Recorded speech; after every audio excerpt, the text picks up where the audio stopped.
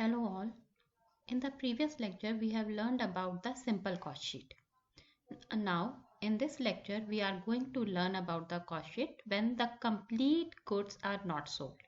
That means there are some goods which are still lying in a godown unsold. So over here in such type of questions, you can see that in this question, there are two dates are given. One date is given to be the stock on 30th June. Second date is given stock on 31st July. So these are the dates which are mentioning that these are your stock on the last day of the month, and these are also known as closing stock. So raw material, manufactured goods and printing and stationery are the closing stock on 30th June, or we can say the opening stock of 1st July. And these material and manufactured goods are the closing stock on 31st July. So you can see that the data from starting from 1st July till 31st July is given. So which means that we have to make the cost sheet for the month of July. So I have written over here cost sheet for the month of July. Now for the cost sheet, first of all, we have to make the prime cost. And in the prime cost, there are three items: direct material, direct labor and direct expenses. And whenever we talk about direct material, we talk about direct material consumed. So let's start how to make the direct material consumed, or you can say how to calculate the direct material consumed. So for calculating the direct material consumed, the first item that we have to write is opening stock of raw material. So if you will see over here, the opening stock of raw material is given to be 500 units, which amount to be 300. So in units I have written 500, and in details I am writing the amount, that is 300 rupees.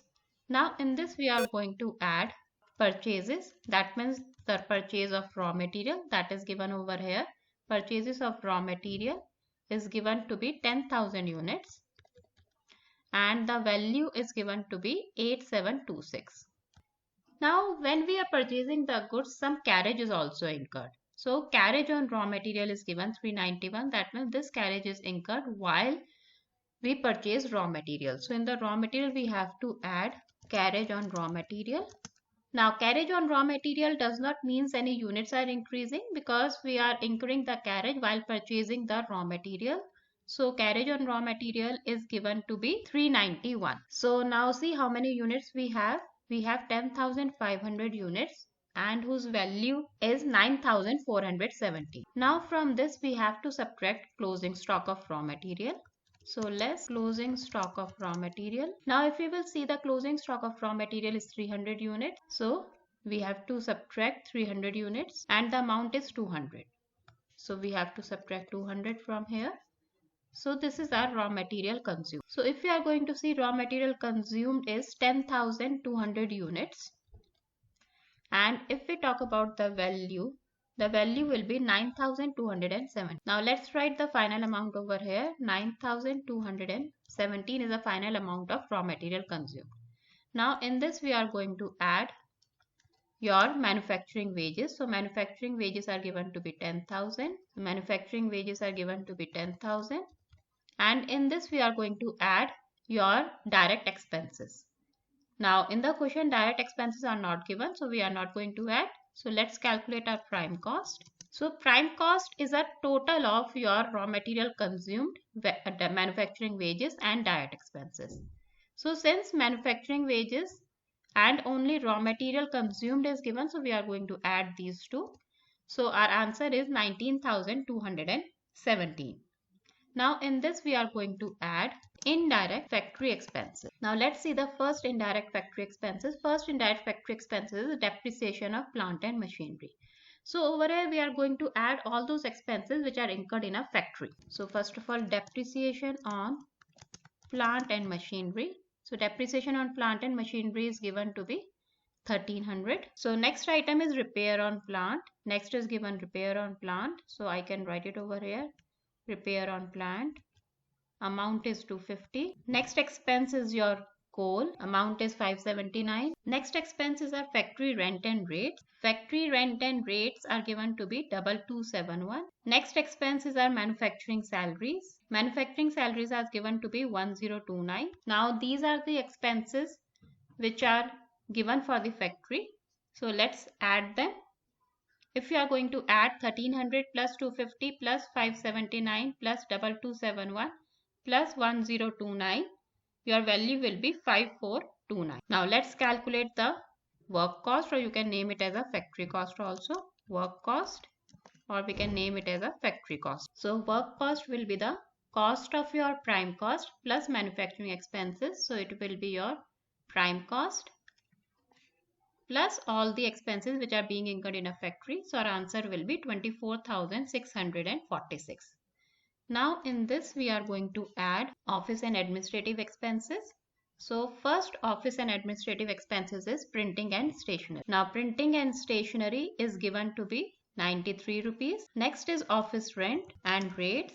Office rent and rates are given to be 650. Next expense is your office salaries. Office salaries are given to be 940. Next is your general expenses. General expenses are given to be 207. Now no other expense regarding the office are given. So let's add these expenses.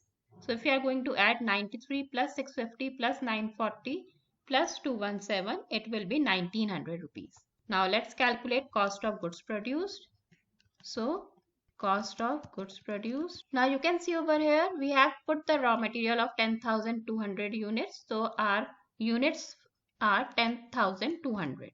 So we have produced 10,200 units and value will be, we have to add our work cost plus your office expenses.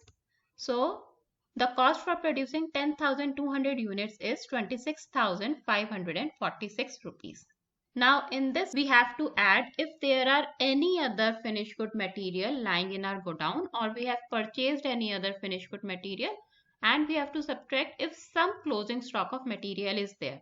That means if some goods are manufactured and they are still lying in a godown, so we name it as a closing stock and we have to subtract it. So let's see over here.